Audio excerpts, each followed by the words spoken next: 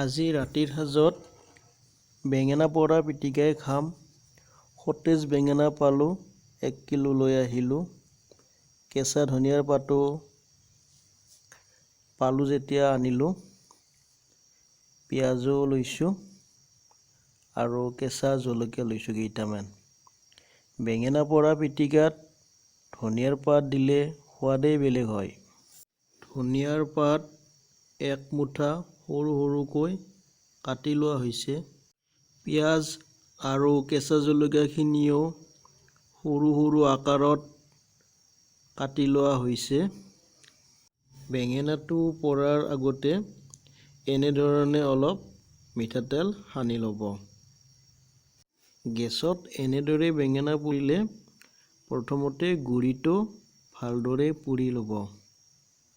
তাৰপিছত এনেধৰণে জুইৰ শিখাটো অলপ কম কৰি ৰাখি ঘূৰাই পকাই সকলো ফালে ভালদৰে পুৰিব।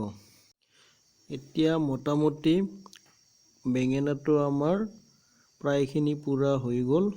আঙুলিৰে অলপ টিপি চাব, যদি কোনোবাটো ছাইড অলপ ডাঠ থাকে সেইটো ছাইড আৰু জুইত লগাই ভালদৰে পুৰিব।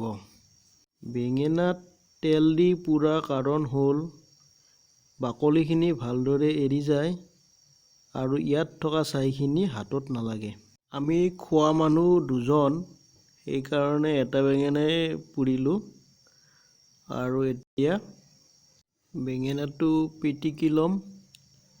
অলপ নিমখ দিছোঁ সোৱাদ অনুসৰি আৰু মিঠাতেল অকণমান দিলোঁ। কাটি থোৱা পিঁয়াজ, কেঁচা জলকীয়াখিনি দিলোঁ। কুটি লোৱা কেঁচা ধনিয়াৰ পাতো দিলোঁ। সকলোখিনি একেলগে ভালদৰে পিটিকি লোৱা হ'ল। যদি ৰেচিপিটো ভাল লাগিছে লাইক কমেণ্ট কৰি জনাব আৰু যদি ইনাছ কিটচেনলৈ নতুন তেতিয়াহ'লে ছাবস্ক্ৰাইব কৰিব।